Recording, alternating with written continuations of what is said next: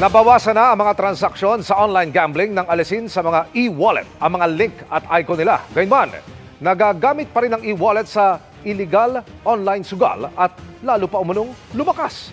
Nakatutok si Tina Panganiban Perez. Magsimula po nung araw ng Linggo hanggang kahapon ay bumagsak po ng siguro 50% ang online gaming transactions.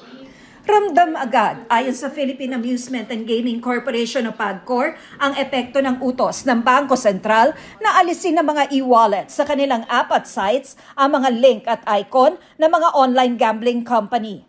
Pero nagagamit pa rin ang mga e-wallet sa mga illegal online gambling site.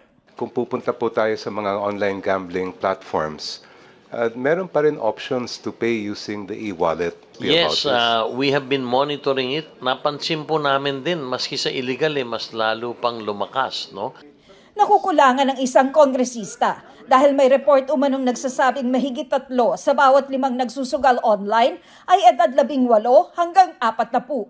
Those who are included in that report of ages 18 to 21 are not coming from the licensees of PAGCOR because we are truly strict when it comes to the registration.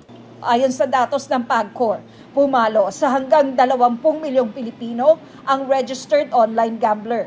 Maglulunsad ang PAGCOR ng 24-hour hotline para sa mga gustong humingi ng tulong.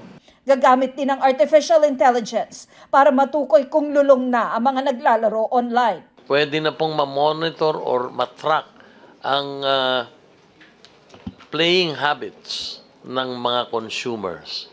Kung malaki na ang deposito mo compared to your average deposit, then automatically your account will be suspended and reviewed.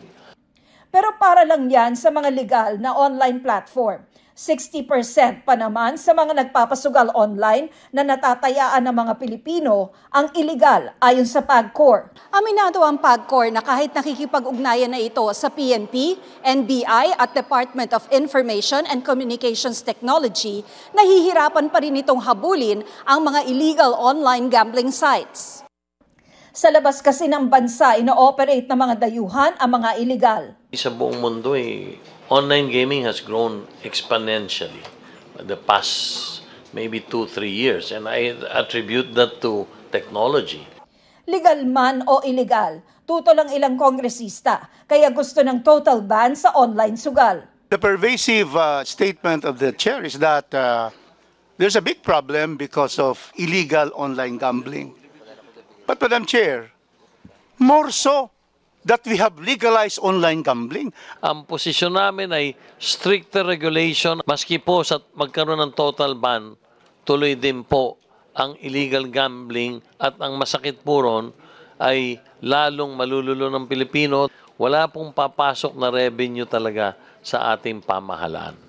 Si FPJ Panday Bayanihan Party List Representative Brian Poe sumentro sa kinikita ng 8 illegal gambling sites na naaagaw sa pamahalaan. Based on my sources, they make about $50 million minimum each a month, which should be taxed and given back to government, no? If it's allowed to operate to begin with. Batay sa datos ng PAGCOR, 97 billion pesos ang kinita nito sa gaming operations noong 2024 at 49 billion pesos dito ay sa online gambling. 68 billion ang niremit ng PAGCOR sa pamahalaan. Ayon sa PAGCOR, halos 12,000 illegal gambling sites na ang natukoy nila at 8,000 dito ay na-takedown na ng mga otoridad. Para sa GMA Integrated News, Tina Panganiban Perez, nakatutok 24 oras.